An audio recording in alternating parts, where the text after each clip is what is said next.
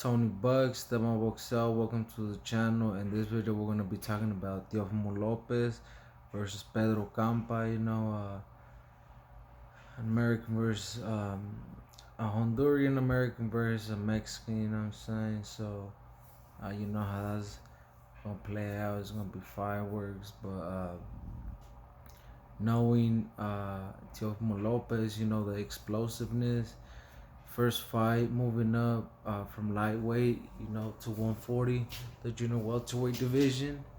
And yeah, he's Teofimo's looking to make a splash at 140, and he's saying that he wants to take over it. So we'll see what he can do. But as of now, Pedro Campa, he has 34 fights, 23 wins by KO, one loss coming by KO. So not that crazy. Someone that has already been KO'd. Just keep it safe. And the Mexican comes in from Mexico, by the way, Sonora, Hermosillo, I believe, coming at 5'10" inches. You know what I'm saying? 2 more inches than what Teofimo's height is at.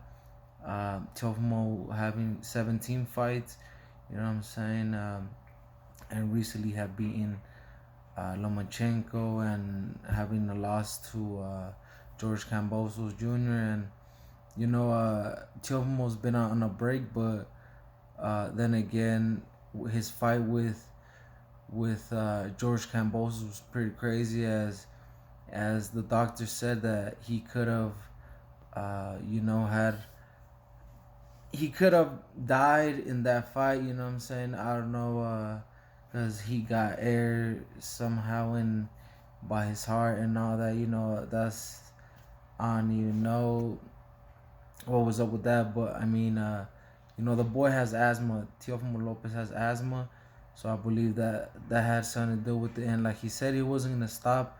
He wasn't gonna postpone the fight because it had already been postponed like around 8 times. So he didn't want the fans to, like get more frustrated and be like, yo, why does it keep getting postponed? But anyways, he went in and he took a L, lost his belts. But as he said, that he had been at 135 since he was like 14. So, you know what I'm saying? Getting a little bit older, 23, 24.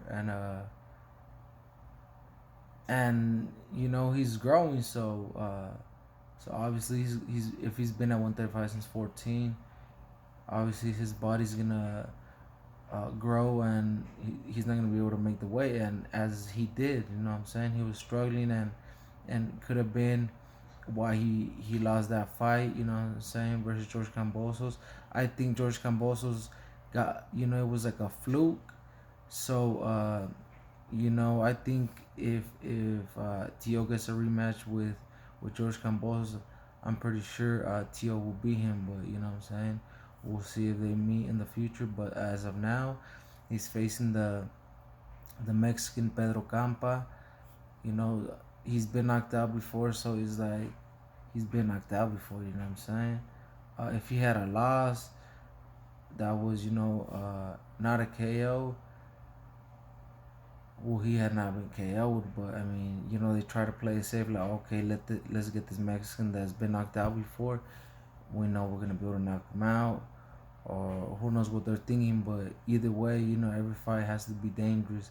5'10", somewhat power, but not really. You know what I'm saying? They chose, and this guy, I looked up his resume on BoxRec, and he does not have any wins. You know what I'm saying? No notable wins, no names on his record that stand out that I know at 140 or something like that. So I don't know. I've never heard about this dude Pedro Campa. It's the first time that I seen.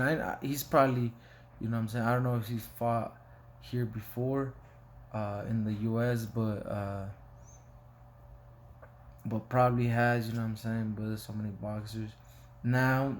Pedro Campa has a shot to upset Teofimo again, but I believe Teofimo, if he's 100% right now, or unless he really has a heart condition that, you know what I'm saying, that he won't be able to box anymore. He has not let inform the public. So I'm saying, like, uh, as talented as Teofimo Lopez is, he should win the fight in August 13th, and that's just how I feel. But I just think he's that good, and he should be able to do, or at least grab a belt at 140. But as of now, he's facing Pedro Campa, and we'll see what direction he goes in the belts. But as of now, I got Tio winning by spectacular KO. I don't really know this Mexican that's unknown, you know what I'm saying? But I'm still rocking with the more talented fighter, Teofimo Lopez, and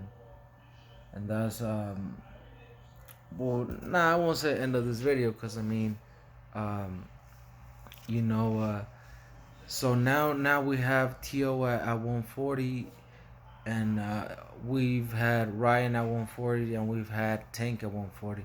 As Tio have said, he's willing to fight any of those guys, and he's been proving it. You know, when he fought Loma, Come, and you know he was continuing uh, to fight just whoever was out there to fight, and you know, to get those belts or biggest fights to be made, and Tio was doing that.